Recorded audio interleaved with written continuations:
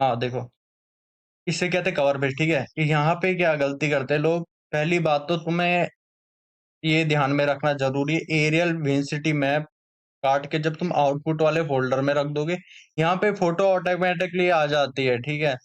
Then यहाँ पे गलतियाँ कहाँ पे होती है, ठीक है? पहली बात जो गौर करने वाली चीज़ है, जो तुम्हारे रेड मार्क है और हाईवे नंबर यानी कि ये येलो कलर की जो सड़क है, इस पे तुम्हारे ये नंबर शो होने चाहिए। 196 लिखा है यहाँ पर 666, ठीक है? ये 2 चीज़ें यहाँ पे शो होनी चाहिए। तीसरी चीज़, जो आपका ये रेड मार्क है, ये सेंटर में होना चाहिए, कहीं इधर-उधर नहीं होना चाहिए, यानी कि ऊपर की तरफ। अब देखो, मेरे को इसे एडिट करना हो, लेकिन मैं कर नहीं पा रहा हूँ। मैं इस पे डबल क्लिक कर रहा हूँ, लेकिन मैं ज़ूम इन, ज़ूम आउट नहीं कर पा रहा है इसे। ये अभी टेम्पलेट हो रही है ज़ूम इन, ज़ूम आउट, ठीक है?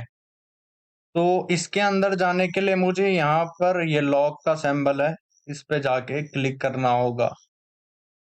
जब मैं इस पे क्लिक करूँगा तो लॉक खुल जाएगा। इसका मतलब मैं अब इसे एडिट कर सकता हूँ। मैं माउस का भी वो कर्सर घुमा रहा हूँ, ठीक है? मैं पीछे की तरफ कर रहा हूँ तो ज़ूम इन हो रहा, आगे की तरफ कर रहा हूँ तो ज़ूम आउट हो रहा, ठीक है? अगर मैं इसे होल्ड करता हूँ, माउस का जो बीच वाला बटन है, उसको होल्ड करता हूँ तो मैं इसे ऐसे ऊपर-नीचे कर सकता हूँ, ठीक है? अब अगर ये तरीका भी नहीं पता चल रहा तो सबसे बढ़िया तरीका है, ज़ेड एंटर दबा दो और माउस का एक राइट क्लिक दबाओ ऊपर पे और नीचे की तरफ ऐसे ले आओ और यहाँ पे एंटर कर दो। एंटर मत करो, मत माउस का ही राइट क्लिक दबा दो, ठीक है? अब ये लगभग सेंटर में आ चुका है, ठीक है, इतना चलता है, ठीक है? अब इसे लॉक करना मत भूलना, नहीं तो जब तुम इसे ज़िप फ़ाइल बना के किसी को भेजोगे, तो ये खराब हो जाएगा। उसके लिए आपको यहाँ पे लॉक लगाना पड़ेगा। लॉक लगाने के बाद पीएस एंटर दबा दो। अगर पीएस एंटर नहीं दबा रहे हो, तो भी एक और चीज़ है, यहाँ बाहर जाके ना माउस का डबल क्लिक मार दो, तो भी ये फिक्स हो जाता है, मतलब पैक हो गया है, अब नहीं खुलेगा ये, जब तक तुमने इस पे डबल क्लिक करके फिर से खोलने की कोशिश नहीं की। ऐसी एरियल मैप में क्या होता है, एरियल मैप में हम उस घर को दिखाते हैं जहाँ हमारे मॉड्यूल लगने वाले हैं, ठीक है? तो हम सिर्फ़ उस घर को दिखाते हैं, अगर कोई किसी कंपनी का रूल है कि वो जो फ्रंट ऑफ रोड होती है ना, घर के आगे रोड या तुम्हारे एड्रेस में जो रोड का नाम रहता है, वो रोड तुम्हारी दिखनी चाहिए। अगर तुम गूगल मैप पे भी जाओ ना, तो वहाँ सड़क पे ना रोडों का नाम लिखा रहता है। शायद इंडिया के मैप में भी लिखा रहता है, ठीक है? तो इसको भी सेट करना होता है। इसमें तुम्हारा घर दिखना चाहिए, ठीक है? इस पे डबल क्लिक करोगे, तो यहाँ पर ये ताला-सा आ जाता है। इस पे एक क्लिक करोगे तो खुल जाता है, तो तुम इसे ज़ूम इन, ज़ूम आउट कर सकते हो, ठीक है? ज़ेड एंटर करो, मतलब हाँ, ठीक है, ज़ेड एंटर और इसको ज़ूम कर दो थोड़ा ताकि अच्छा लगे और इसको लॉक करके यहाँ बाहर पे डबल क्लिक कर दो, ठीक है?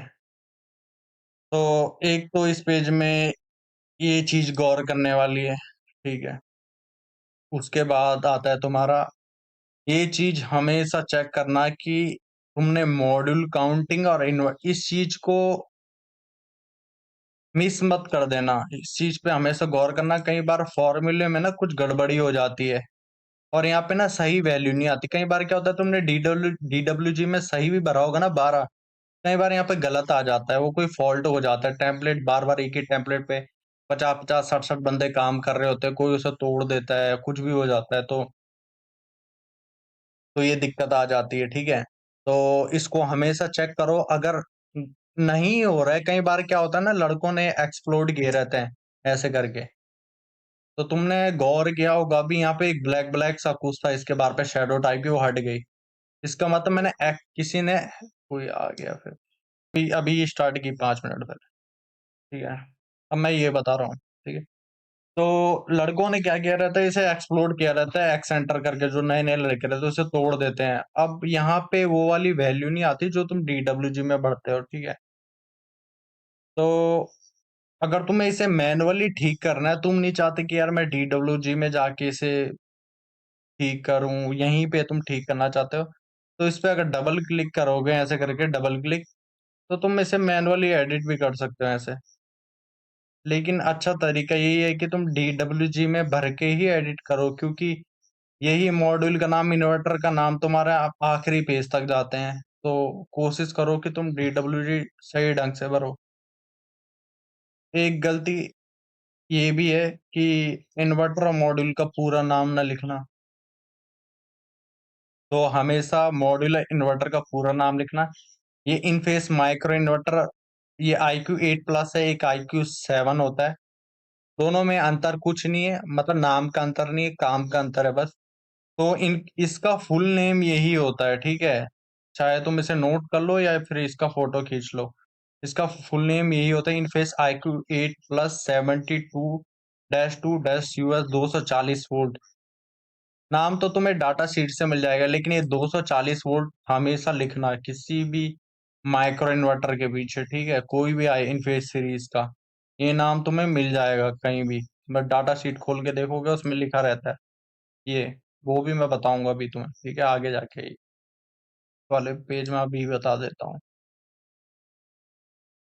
बाय चांस मेरे पे आता, अभी तो IQ8 प्लस 72 US लिखा था मेरे पे, अगर बाय चांस ये वाला रहता, ये इनके नाम रहते हैं, ठीक है? तुम्हें कुछ नहीं करना है, इसके ना आई से पहले तुम्हें लिखना है इनफेस, देन तुम्हें ये नाम लिखना है, देन 240 वोल्ट। ये हो गया तुम्हारा इन्वर्टर का फुल नेम, ठीक। मॉड्यूल का नेम, मॉड्यूल का नेम ना तुम, कौन सा ये?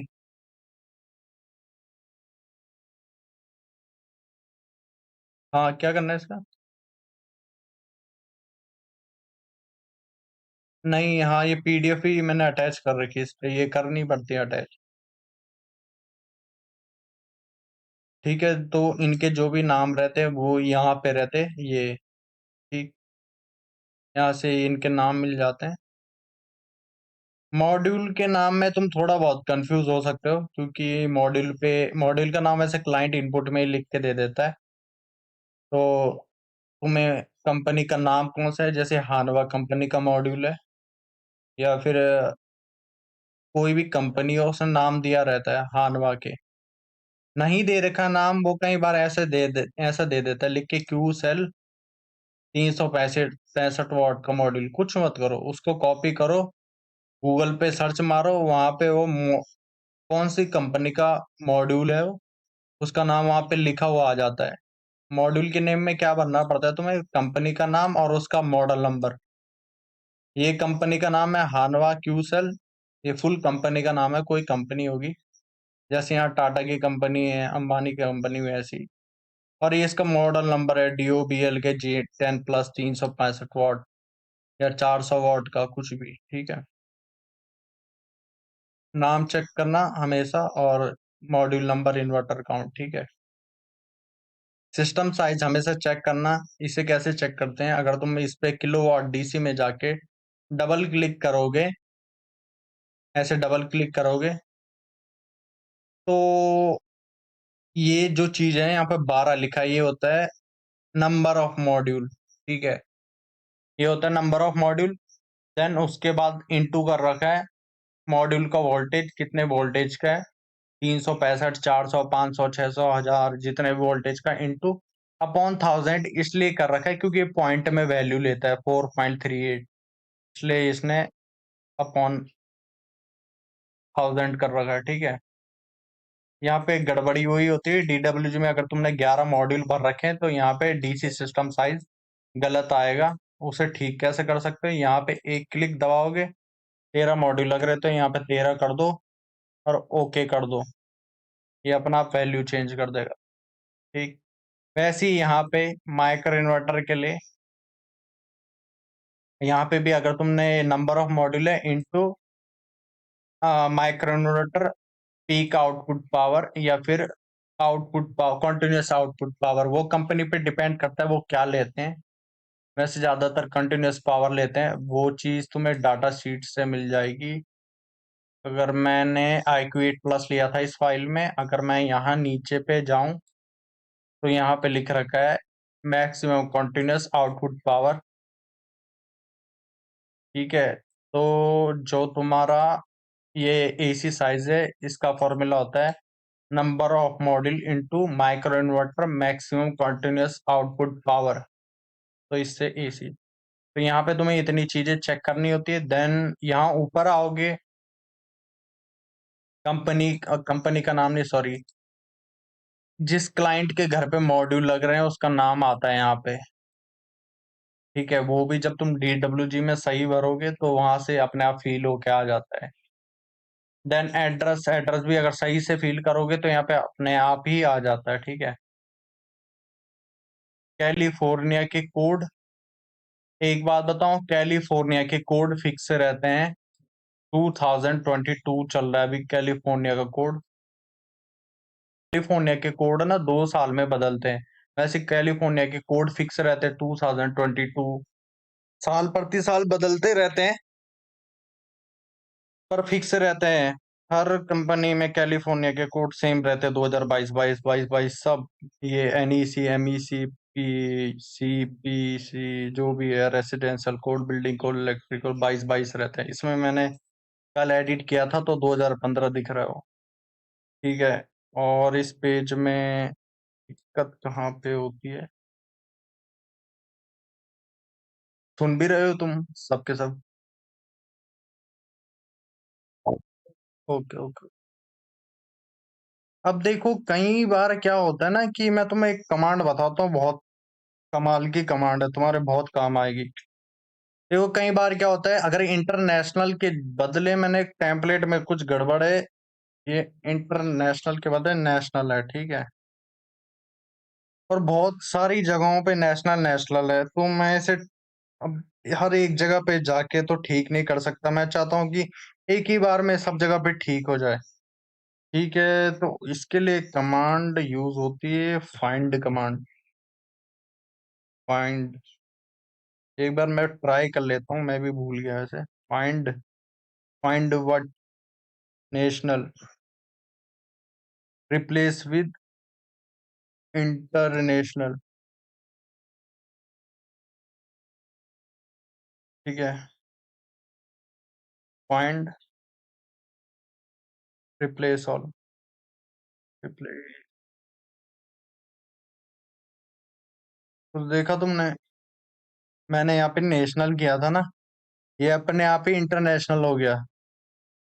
तो जो फाइंड कमांड का यूज होता है वो स्पेलिंग मिस्टेक के लिए भी, अभी मैं बहुत कमांड बताऊंगा तुम्हें जो काम किए हैं। फिलहाल के लिए गड़बड़ जब टेम्पलेट में रहती है, नाम गलत रहते हैं, तो शॉर्टकट तरीका है कि तुम नाम इस कमांड से ठीक कर सकते हो जहां जहां पे गलत होगा।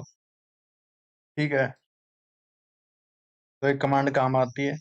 देन इस पेज में जो देखने की जरूरत पड़ती है वो होता है सीट इंडेक्स। अभी तो देखो, हर कंपनी में सेम पेजेस रहते हैं, PB8 तक। गड़बड़ यहाँ पे कहाँ पे होती है कि बाय चांस कहीं भी कभार ना तुम्हारा जो इलेक्ट्रिकल रहता है वो बहुत बड़ा रहता है, उसमें बैटरी बैटरी लग रही होती है, जनरेटर। तो जो तुम्हारी कैलकुलेशन रहती है वो उस वाले PB6 में नहीं आ पाता, उसके लिए तुम्हें एक नया पेज ऐड करना होता है। तो लड़के क्या करते हैं, उस पेज को यहाँ पे नहीं दिखाते। तो उस पेज का नाम, जैसे मैं इलेक्ट्रिकल की कोई कैलकुलेशन अगले पेज पे दिखा रहा हूँ, तो उसका नाम तुम ऐसे रख सकते हो, PV6A। और यहाँ पे टाइप करना होता है इलेक्ट्रिकल कैलकुलेशन। सिंपली यहाँ पे तुम्हें क्या फील करना होता है, यहाँ पे तुम्हें ये देखना होता है कि मैं पूरी फाइल में कितने पेज ऐड कर रहा हूँ। वो पेज तुम्हें यहाँ पे दिखाने होते हैं, मतलब कि जैसे घर में घुसने से पहले या कुछ, वो क्या बोलते हैं कि घर बनाने से पहले जैसे वो दिखाते हैं ना, एक प्लान दिखाते हैं कि भाई ऐसा है तेरा घर, यहाँ पे तेरा ड्राइंग रूम है, यहाँ पे तेरा किचन है। तो ये भी ऐसा ही है कि इसमें हम बताते हैं कि तेरा भाई PV1 पे प्रॉपर्टी प्लान, PV2 पे प्रॉपर्टी प्लान है, PV3 पे तेरा साइट प्लान है, PV4 पे तेरा रूफ प्लान है। और अगर तुम इसके बीच में कोई नया पेज ऐड करते हो किसी भी चीज के लिए, तो भाई वो यहाँ पे शो करवाना पड़ता है कि तुम्हारा PV4A, PV5A इसके लिए है। ठीक है, तो वो यहाँ पे शो करवाते हैं। तुम जितने भी पेज ऐड करोगे नए, उसे यहाँ पे शो करवाना होता है। वो टाइप कैसे करते हैं, इस पे डबल क्लिक करोगे तो खुल जाता है, एंटर करोगे तो यहाँ पे तुम टाइप करके उसे ठीक कर सकते हो। एक और इस पेज में एज निकालने में कोई दिक्कत है? हम्म। तो तुम्हारे लिए एज रजिस्ट्री ठीक है यार, मैं भी नहीं करता इस वेबसाइट का यूज।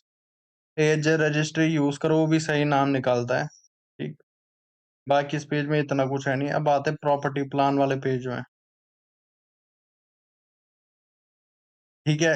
इस पेज में तो तुम्हें जितने भी तुमने मॉडल वाले पेज में चीजें बनाई है ना, property line, fence line, dimension, property के डायमेंशन, घर से प्रॉपर्टी लाइन तक की dimension, driveway, property line, main house, detach garage, ये फ्रंट ऑफ हाउस, रोड का नाम।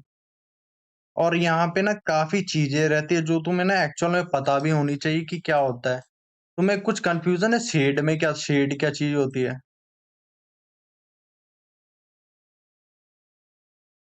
शेड का नहीं पता किसी को?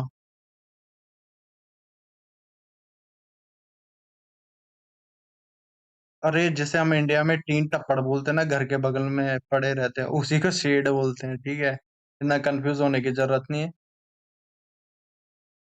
जैसे कोई भी छोटा घर सा है, कुत्तों के लिए, बिल्लियों के लिए, उसे शेड में रखते हैं। ठीक है।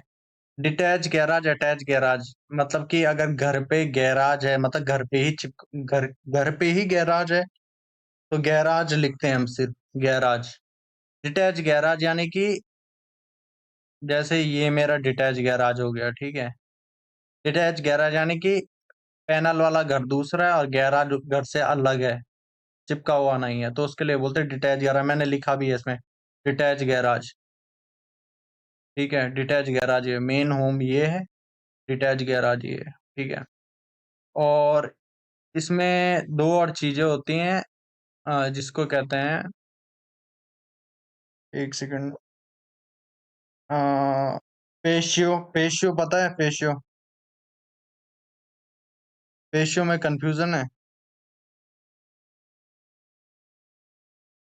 देखो पेशियो दिखने में, अब पेशियो हमारे घरों में भी रहता है यार। पेशियो, पेशियो बोले तो ये चीज हुई यार, घर के पीछे जो ये, जिसे हम बरामदा कहते हैं, नॉर्मल ये। हाँ, ये ऐसा टाइप का रहता है, मतलब घर में तुम्हें कुछ भी दिख रहा है ना ऐसा बाहर निकला हो, इससे। लेकिन एक चीज और होती है जिसे कहते हैं कारपोर्ट। कारपोर्ट बोले तो, कारपोर्ट यानी कि मतलब कि घर में कुछ ऐसा बना रखा है घर के आगे। हाँ, गाड़ी पार्क करने के लिए कारपोर्ट बना रखा है, ये रहा कारपोर्ट। ठीक है। एक ये चीज पता होनी चाहिए तुम्हें। और क्या सी थी, बोला,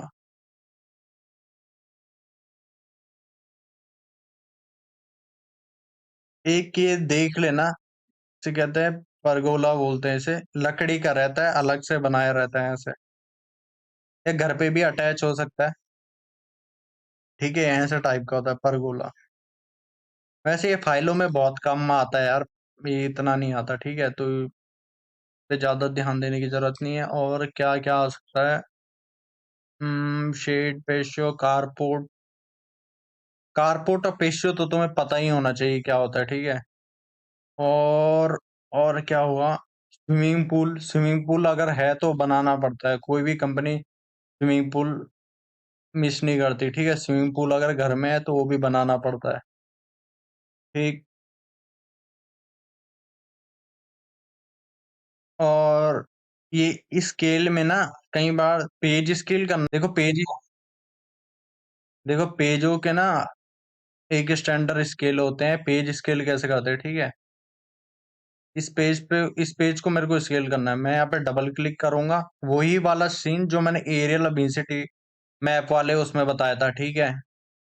इस पे डबल क्लिक करो, यहाँ पे ये ताला आ गया, इस पे एक क्लिक करो, और इस ताले के बगल में जाओगे, यहाँ पे लिख रखे स्केल, ये जो ट्रायंगल बना है इस पे एक क्लिक करोगे तो यहाँ पे तुम पे सारे स्केल खुल के आ जाते हैं।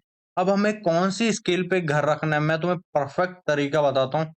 एक परफेक्ट स्केल वो है कि जिसमें तुम्हारा घर ना तो ज्यादा छोटा हो ना ज्यादा बड़ा। देखो ज्यादा छोटा बोले तो, अगर मैं इतना कर दूं ये ज्यादा ही बड़ा हो गया। अगर मैं किसी और स्केल पे जाऊं, यहाँ पे चल जाऊँ 1/64। ये अभी भी कुछ ज़्यादा ही बड़ा है, कि मतलब मेरे घर की आधी से ज़्यादा चीज़ें छुप गई, ठीक है? परफेक्ट स्केल है 1/128। हर पेज के लिए अलग-अलग स्केल होते हैं, लेकिन प्रॉपर्टी लाइन के लिए अगर मैं तुम्हें एक परफेक्ट स्केल बताऊँ ना, अगर नॉर्मल घर के लिए, तो इस घर की प्रॉपर्टी बहुत बड़ी थी, तो इसलिए फिट नहीं हो पाया था, इसलिए मैंने 1/128 के स्केल पे रखा। लेकिन जो प्रॉपर्टी प्लान के लिए जो परफेक्ट स्केल है, वो होता है 1/16 और 1/32 इस वाले पेज के लिए। मतलब इतना स्केल होना ज़रूरी है, फिट हो जाता है घर, इतने स्केल में, ठीक है? हाँ, वो ऑप्शन आता है, बस तुम्हें यहाँ से कुछ नहीं करना, बस एक गलती नहीं करनी तुम्हें, कि तुम ऐसे माउस का स्क्रॉल करके इसे खुद ब खुद फिट कर रहे हो, ठीक है? तो इसे खुद से मत फिट करना, तो पे डबल क्लिक करो, यहाँ से ऑप्शंस आते हैं स्केल के, जिस स्केल पे तुम्हारा घर फिट बैठे, उतने स्केल पे रखो। जब स्केल कर दोगे, ताले को बंद कर दो, डबल क्लिक मार दो बाहर पे, फिट हो जाता है, ठीक है?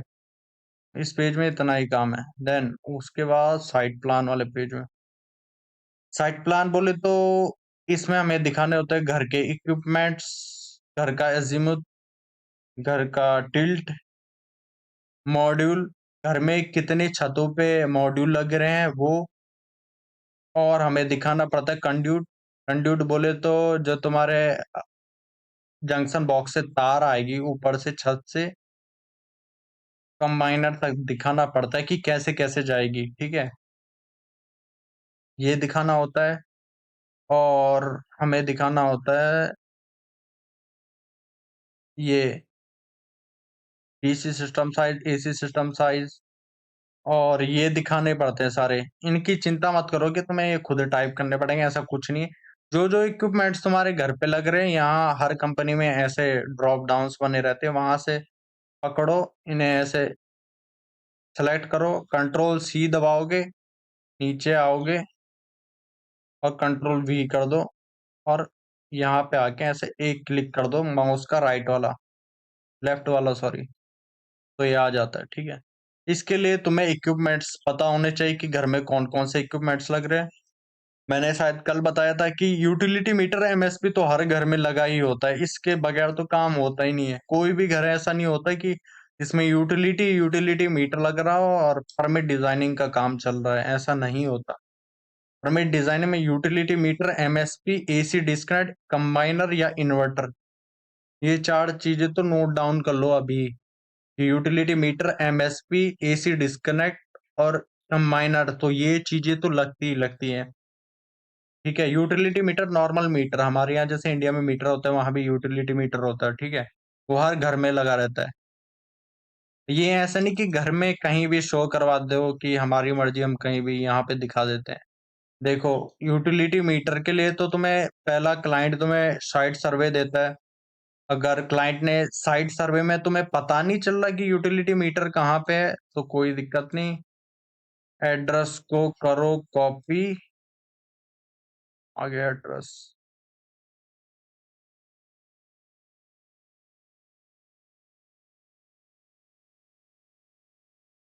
कंट्रोल सी, एड्रेस को करो कॉपी और गूगल पे सर्च मार दो,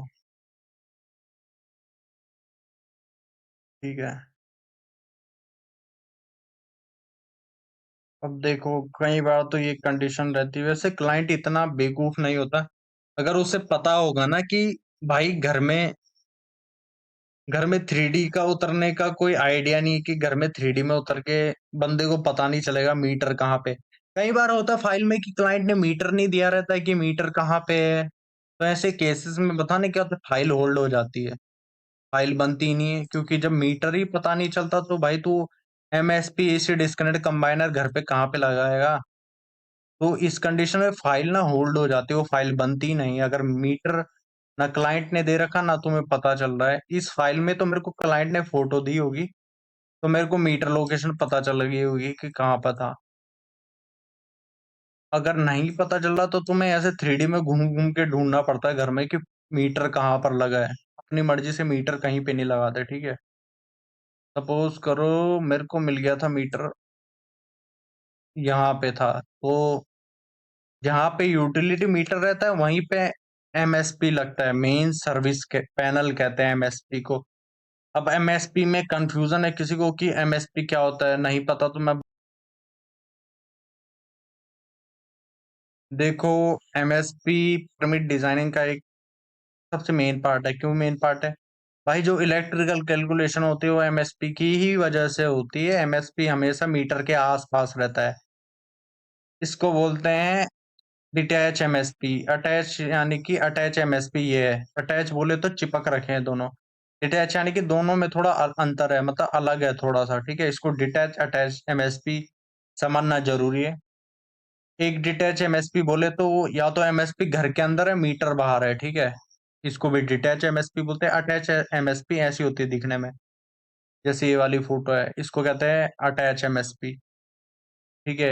एमएसपी में क्या होता है, एक मेन ब्रेकर होता है और एक होती है बस बार। बस बार बोले तो बहुत सारे काले बटन, और मेन ब्रेकर हो गया एक काला बटन। जैसे ये हो गया एक काला बटन, इसको बोलते हैं मेन ब्रेकर, ये हो गया बस बार, ठीक। ओके। इस पेज में ध्यान रखने वाली बात यह है और याद करने वाली बात यह है कि एमएसपी हमेशा यूटिलिटी मीटर के आसपास ही रहती है। आसपास बोले तो ऐसा नहीं होता कभी कि बहुत कम फाइलों में होता है कि एमएसपी थोड़ा दूर रहता है या कुछ अलग सीन होता है, वो मैं बाद में बताऊंगा। लेकिन ज्यादातर नॉर्मल परमिट डिजाइन में या तो एमएसपी ऐसे घर के अंदर रहती है। अगर बाहर नहीं दिख रही तो मैं एमएसपी यहाँ मीटर के अगल बगल कुछ नहीं दिख रहा, कुछ मत करो, एमएसपी को उठा के घर के यूटिलिटी मीटर के पीछे ऐसे रख दो। इसका मतलब साफ होता है कि एमएसपी घर के अंदर है, जब बाहर नहीं है तो उठा के घर के अंदर रख दो, ठीक है। यूटिलिटी मीटर एमएसपी हो गया। इसके बाद जो घर में आता है वो होता है एसी डिस्कनेक्ट। अब एसी डिस्कनेक्ट लगाना है नहीं लगाना है, पहली बात तो लगता ही लगता है एसी डिस्कनेक्ट। नहीं लगता वो क्लाइंट ना खुद इनपुट में दे देता है कि no need AC disconnect, AC disconnect की जरूरत ही नहीं है। वैसे नहीं दे रखा है तो लगता है एसी डिस्कनेक्ट, ठीक है। एसी डिस्कनेक्ट, ठीक है। अब कंबाइनर कहाँ पे लगता है भाई साहब, ये बात थोड़ा गौर करने वाली है कि और समझने वाली कि कंबाइनर कहाँ पर लगाएं। तो सही सही चीज क्या है, कंबाइनर कहाँ पे लगाना होता है। देखो, सपोज करो ये मेरा घर है और ठीक है, मेरे को किसी ने बताया कि कंबाइनर हमेशा जहाँ पे तुम्हारे सारे इक्विपमेंट्स लगे हो वहीं पे लगाना, ठीक है। मैंने कंबाइनर यहाँ पे लगा लिया। अब मेरे घर में चल रहा है बिजली का काम और सारे सौर पैनल यहाँ पे लग रखे हैं, और जो भी करंट बन रहा है डीसी करंट, वो जंक्शन बॉक्स में सारी तारें जा रही हैं। जो भी इनसे तारें जुड़ जुड़ के क्यू केबल की तारें वो आई मेरी जंक्शन बॉक्स में। जंक्शन बॉक्स बोले तो एक डब्बा रहता है जिसमें तारें जाती हैं, ठीक है। अब जंक्शन बॉक्स की तारें आई यहाँ से यहाँ से यहाँ से यहाँ से यहाँ से यहाँ तक की मैंने मेरी होगी 5,000 की तारें, ठीक है। आ रही हैं तारें, आ रही हैं इधर से, ठीक है, आ रही है ये 5-10 हजार की तारें, ये 15,000, 20,000।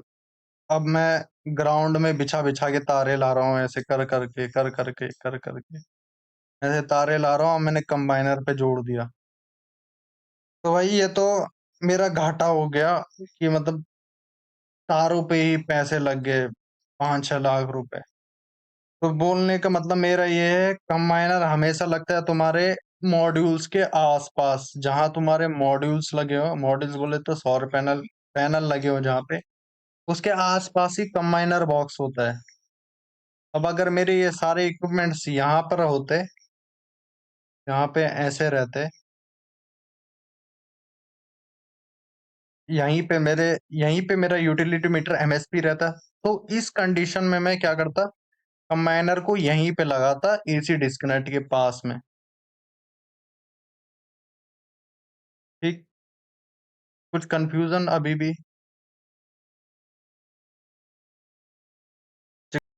तो कंबाइनर का बस तुम कंबाइनर का ये सीन याद रखो, कंबाइनर हमेशा वहां उस घर पे लगेगा जहां तुम्हारे मॉड्यूल है, ठीक है।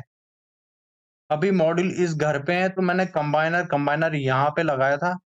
बाकी बाकी के सारे इक्विपमेंट्स यहाँ पे इसलिए लगाए थे क्योंकि कहाँ गया? मेरा यूटिलिटी मीटर और एमएसपी यहाँ पे था, इसलिए मैंने एसी डिस्कनेक्ट यहाँ पे लगा दिया और एमएसपी भी, ठीक है? मैंने कंबाइनर सिर्फ़ वहाँ पे इसलिए लगाया क्योंकि छत से जो भी तारें आ रही थी, जंक्शन बॉक्स से होके होके जितनी भी तारें आ रही थी, वो सब ज़्यादा पैसा खर्च ना हो, सीधा तारें आके कंबाइनर पैनल में चले जाएँ, ठीक है? कंबाइनर बॉक्स में चले जाएँ। ज़्यादा पैसा खर्च ना हो, तुम नॉर्मल ये समझो कि तुम्हें पैसे बचाने हैं, ठीक है? बाय चांस ये समझ लो ग्राउंड माउंट की फाइलों में क्या होता है, जब पैनल तुम्हारे ग्राउंड पे लगते हैं ना, तो उस कंडीशन में जो तुम्हारा कंबाइनर है, वो घर पे नहीं लगता, वो ऐसे यहीं पे लग जाता है, एरे के ऊपर पे, ठीक है? कंबाइनर का काम क्या होता है यार, तारों को जोड़ना, सारी तारों को मिला के मिल जाती है सारी तारें, कंबाइन कर देता है सारी तारों को। यही काम होता है, इसलिए हमेशा कंबाइनर पैनल को मॉड्यूल के आस-पास लगाते हैं। अभी इतना पास भी नहीं कि मैंने कंबाइनर पैनल को छत पे लगा दिया, ये गलत तरीका भाई, वो लगता तो दीवार पे ही है, दीवार पे टका रहता है वो। ठीक है, दीवार पे चिपकाया रहता है। घर में ऐसा थोड़ी ना मीटर हमने छत पे लगाया रहता है ऐसा फ्लैट करके, ऐसा सीन नहीं होता। ऐसा थोड़ी ना लगाया रहता है, कंबाइनर हमेशा दीवार पे लगा रहता है, ठीक है? तो इक्विपमेंट्स में अभी तुम्हें जितने इक्विपमेंट जानने हैं, वो तुम्हें जानना है सिर्फ utility meter, MSP, AC disconnect और कंबाइनर पैनल। ठीक है, ये 4 इक्विपमेंट्स हमें दिखाने पड़ते हैं, साइड प्लान वाले पेज में हमें इक्विपमेंट्स दिखाने पड़ते हैं। देन अज़ीमुथ निकालना मैंने बता दिया था तुम्हें, पिच निकालना, पिच वैसे क्लाइंट देता है लिख के कि घर का पिच क्या है, पिच बोले तो ढाल कितनी है घर की वो देता है। अब आता है रूफ सेक्शंस बोले तो कि तुम्हारे घर के कितनी छतों पे मॉड्यूल लग रखे हैं। मेरे घर में इस वाले घर में तो मेरी 2 ही छतें हैं, बाय चांस इधर भी मॉड्यूल लगे रहते तो ये होता मेरा रूफ सेक्शन 1, ये होता रूफ सेक्शन 2, वो हमें यहाँ पे शो करवाना होता है, कंपनीज़ में नहीं। इस एरो पे ऐसे क्लिक करोगे तो ये बता देता है कि तुम्हारे कितने छतें 1, 2, 3, 4 तुम क्लिक कर दोगे तो अपने आप ओपन होके आ जाता है। मैंने अभी एक्सप्लोड कर रखे हैं तो मिल नहीं रहे मेरे को। ठीक है, तो ये ड्रॉप डाउन रहते हैं, ये तुम्हें खुद से टाइप करने की ज़रूरत नहीं है, ड्रॉप डाउन पे क्लिक करके आ जाते हैं। बस अगर तुमने डीडब्ल्यूजी सही भर रखी होगी तो यहाँ पे वैल्यूज़ भी सही आएगी, ये सारी वैल्यूज़ डीडब्ल्यूजी से आती हैं, ठीक है? ये इस पेज में ये दिखाना होता है तुम्हें, ठीक, ठीक, ठीक, ठीक। देन इस पेज में जो गौर करने वाली बात है, हर कंपनी में, वो यहाँ पे ये चीज़ें देखने लायक होती है। यहाँ पे तुम्हें देखना पड़ता है, क्या तुमने ऊपर से उठा के वही इक्विपमेंट्स लगा रखे हैं कि जो फाइल में लग रहे हैं। जैसे मेरा इस फाइल में सब पैनल लग रखा था। सब पैनल बोले तो एमएसपी की ही तरह होता है। पुराने एमएसपी को सब पैनल बोलते हैं। नॉर्मल भाषा में बताओ तुम्हें, एमएसपी पुरानी हो गई, वो नया एमएसपी लगा रहा है तो अ, वो जो पुराना एमएसपी था उसे सब पैनल बोलता है। या फिर कहीं कंडीशन में क्या होता है कि अ, फिलहाल के लिए यही समझो कि घर में तुमने किसी भी फाइल का इनपुट देखा, इनपुट मतलब उन्हें तुम्हें फोटो खींच के दी होगी। अब तुमने गौर किया कि यार मेरे को एक एमएसपी का डब्बा बाहर पे दिख रहा है, उसने घर के अंदर भी कुछ एमएसपी टाइप का दे रखा है। कुछ मत करो, उस चीज को सीधा सब पैनल लिख दो और उसे शो करवा दो। ठीक है, यहाँ पे तुम्हें शो करवाना होता है यूटिलिटी मीटर और एमएसपी, ये दो चीजें तो तुम्हारी कंफर्म है, ये चीज तो यहाँ पे तुम्हें ऊपर से उठा के रखनी होंगी यहाँ पे। ये इक्विपमेंट्स तो लगते ही लगते हैं, बिना इनके तो काम नहीं होता, ठीक है? देन एसी डिस्कनेक्ट लग रहा है तो उसे दिखाओ, कुछ मत करो, ऊपर जाओ, यहाँ पर एसी डिस्कनेक्ट का कुछ ना कुछ ब्लॉक पड़ा होगा, इसे उठाओ, कंट्रोल सी करो, यहाँ से उठा के यहाँ पे कंट्रोल भी कर दो और रख दो, ठीक। देन कंबाइनर पैनल, देन सब पैनल, जो जो लग रहा है। फिर ये चीजें तो टेम्पलेट में रहती हैं पहले से, लेकिन तुम्हें जरूरत जंक्शन बॉक्स भी तुम लगाते हो तो उसे भी शो करवाना होता है यहाँ पे। हर कंपनी में, ठीक है? यहाँ पे ये वही चीज़ हो जाती है कि तुमने डीडब्ल्यूजी ठीक भरी होगी तो यहाँ पे सारी चीज़ें ठीक आएँगी। डीडब्ल्यूजी गलत भरी होंगी तो यहाँ पे चीज़ें गलत आएँगी। ये डीडब्ल्यूजी से भर के आ जाता है, ठीक है? अब चलो इसके बारे में मैं बाद में बताऊँगा। इसके बारे में मैं बता दूँ तुम्हें, जो इसका नाम होता है ना कंबाइनर पैनल का, कंबाइनर की डाटा शीट दिखाऊँ अगर मैं तुम्हें, इसके ना नाम में अंतर रहता है। अगर तुम्हारा इनफिस आईक्यू 7 लग रहा है, तो इसका नाम अलग रहता है। मतलब ये नाम अलग रहता है। नाम बोले तो ये मॉडल नंबर है, ठीक है? ये अलग रहता है। मेरा इस फाइल में इनफिस आईक्यू माइक्रो इन्वर्टर 8 था। 8 एक 7 सीरीज होती है, एक 8 सीरीज होती है। तो इसमें मेरा 8 सीरीज था, तो बस नाम का अंतर है, चेंज हो जाता है, गड़बड़ कर देते हैं लड़के, क्यूसी वाला गलतियां फेंकता है, सुना लेता है। ठीक है, नाम कहाँ से पता चलता है? यहाँ से पता चलता है कि भाई ये है अपडेटेड नाम। आईक्यू 8 के साथ आईक्यू कंबाइनर 4 लगता है, मतलब 4 सी वाली डाटा शीट लगती है। कुछ नहीं करना, डाटा शीट ढूंढनी हो, आईक्यू 8 दिख रहा तो मैं 8 का आधा कर दो, गूगल पे टाइप कर दो आईक्यू कंबाइनर 4 डाटा शीट, बस ये वाली डाटा शीट आ जाएगी, ठीक है? ये कंबाइनर 4 की डाटा शीट है। अगर तुम्हारा इनफिस आईक्यू 7 लग रहा है, 7 सीरीज, तो तुम्हें 7 वो कंबाइनर 3 वाली डाटा शीट यूज करना है। गूगल पे टाइप करना है कंबाइनर 3 डाटा शीट, बस वो आ जाता है। नाम का ही अंतर है, लड़के नाम गड़बड़ कर देते हैं यहाँ पे, वही सही भरना पड़ता है मैं, बस बाकी कुछ नहीं है यहाँ पे। ठीक है, इस पेज का काम खत्म। अब आते हैं अगले पेज पे, रूफ प्लान। रूफ प्लान वाले पेज पे हमारे शो होते हैं राफ्टर। राफ्टर की डिस्टेंस हर कंपनी शो करवाती है, ये राफ्टर की डिस्टेंस नहीं है, ये अटैचमेंट की डिस्टेंस है, ठीक है? राफ्टर डिस्टेंस शो करवानी होती है कि राफ्टर की डिस्टेंस कितनी है, ऐसे 24 इंच है या 12 इंच है, 18 इंच है, कितनी है वो यहाँ पे शो करवानी होती है। कैसे शो करवाते हैं? लाइनर पे जाना है और एक क्लिक करके ऐसा, बस। ठीक।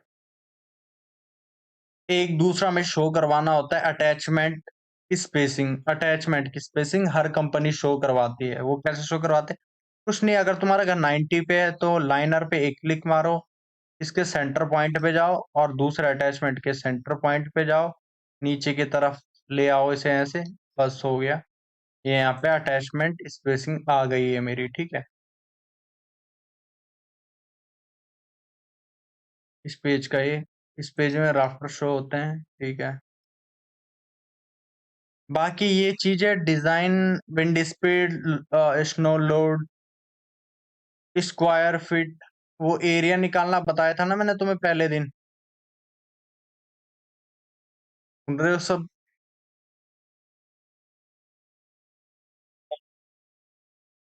जो तुम 33% रूल बताया था ना मैंने तुम्हें कैलिफोर्निया के लिए, वो ये है, वो यहाँ पे आता है, फॉर फायर सेटबैक, ठीक है?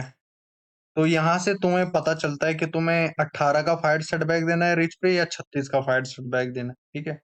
ये चीज है वो, ओके?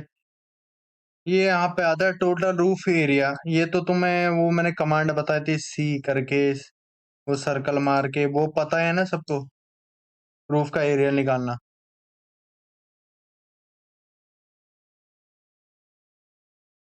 हेलो?